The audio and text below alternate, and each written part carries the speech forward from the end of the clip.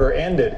It is believed that he has about 3.5 million remaining now, and that would be available to him in another run for governor. Here now, the governor of Texas, Rick Perry. The question is, who will he endorse? Listen, thank you all for coming out, and particularly to my incredible staff that's here. I just want to say thanks to each of you for the work that you've done, and Mari, you and Rick and Victoria, y'all are awesome. Nelson, thank you. It's just been a real privilege to be able to learn and to grow under your work. And you know, as I've stated numerous times during the campaign, this campaign's never been about the candidates. It's you know, I ran for president because I love America. I love our people. I love our freedom. And as a matter of fact, this mission is greater than any one man.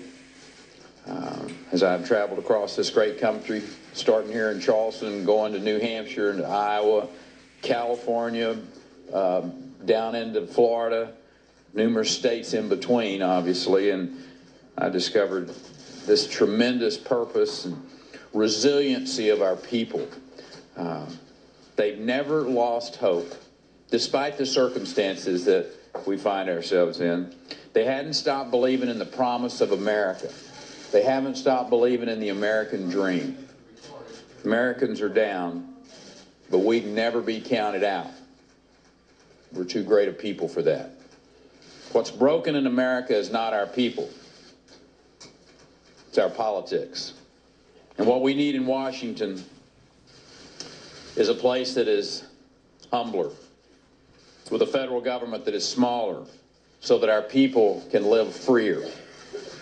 I entered this campaign offering a unique perspective, a governor who had led a large state, leading the nation in job creation, an executive leader who had implemented conservative principles, a son of tenant farmers who was born with little more than a good name, but who has experienced the great opportunity and freedom of this country. But I've never believed that the cause of conservatism is embodied by one individual. Our party and the conservative philosophy transcends any one individual. It's a movement of ideas that are greater than any one of us and will live long past any of us in our lives. As a former Air Force pilot, I don't get confused. I know we can't lose track of the ultimate objective in carrying out our mission. And that objective is not only to defeat President Obama, but to replace him with a conservative leader who will bring about real change. Our country's hurting. Make no mistake about that. 13 million people out of work.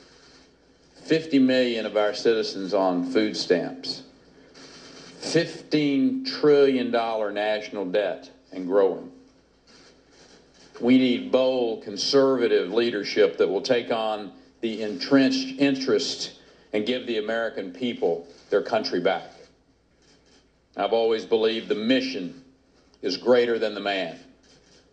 As I've contemplated the future of this campaign, I have come to the conclusion that there is no viable path forward for me in this 2012 campaign. Therefore, today, I am suspending my campaign and endorsing Newt Gingrich for President of the United States. I believe Newt is a conservative visionary who can transform our country. We've had our differences, which campaigns will inevitably have. And Newt is not perfect, but who among us is? The fact is, there is forgiveness for those who seek God. And I believe in the power of redemption, for it is a central tenet of my Christian faith.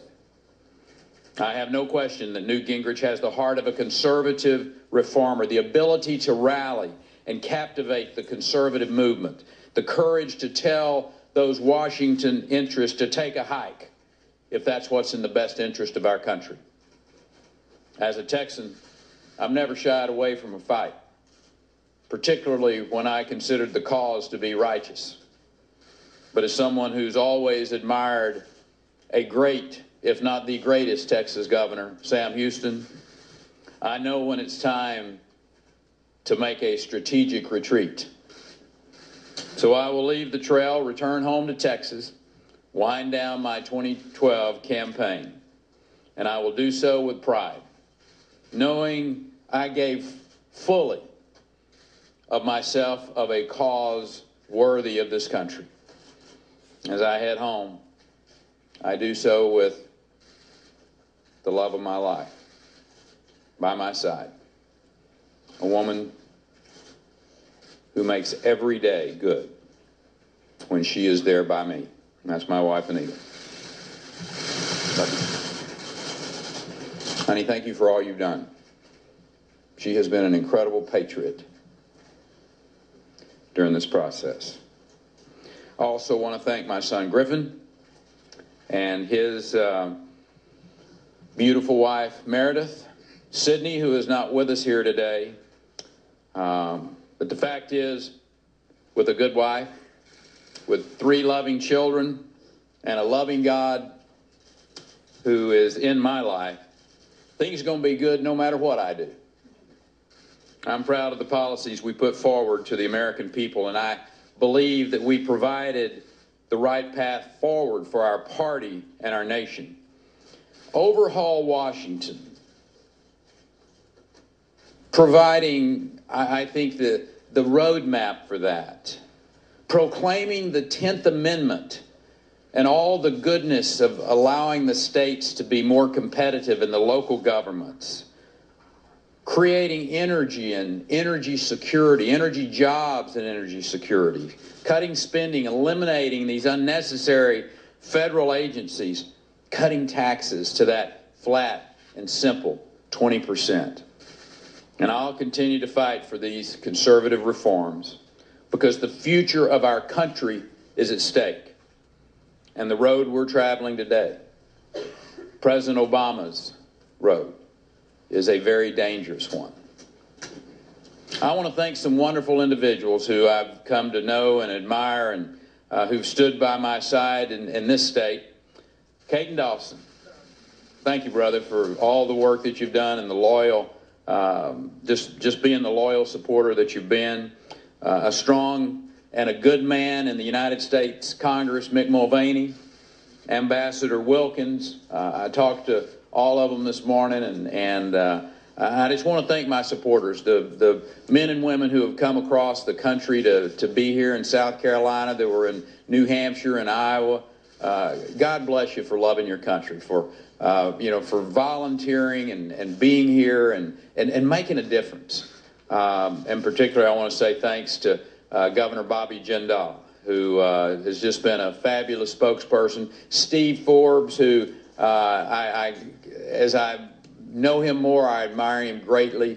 What a fabulous, patriotic American. And Governor Sam Brownback, Senator Jim Inhofe, Congresswoman Candace Miller, Sam Graves, Congressman Sam Graves, all just great Americans who we have come to have such great respect for and reflect their love of country. And I want to say a really special thanks to 3 distinguished veterans who have joined me on the trail. Medal of Honor recipient Mike Thornton. Mike spent the last 2 days with us as we traveled across South Carolina. Navy Cross recipient Marcus Luttrell. Thank you, brother. I appreciate you and Mel coming and being with us today. And my Christian brother who's up in Greenville and has traveled so many miles with me, young Marine Captain Dan Moran. They truly represent what is best about America, who give of so much of themselves.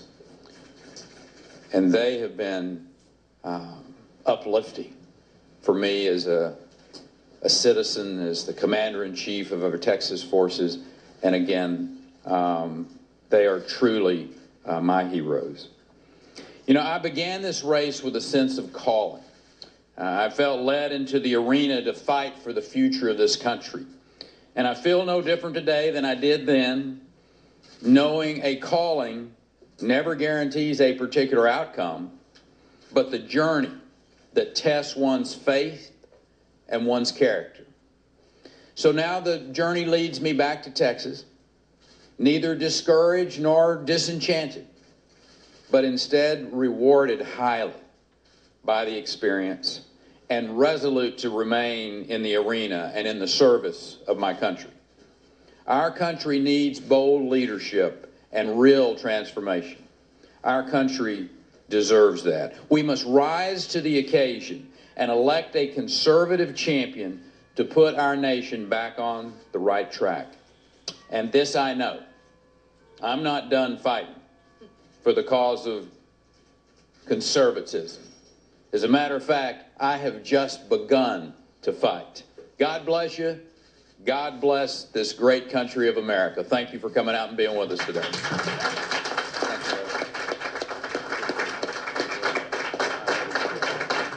He suspends his campaign, but he has just begun to fight.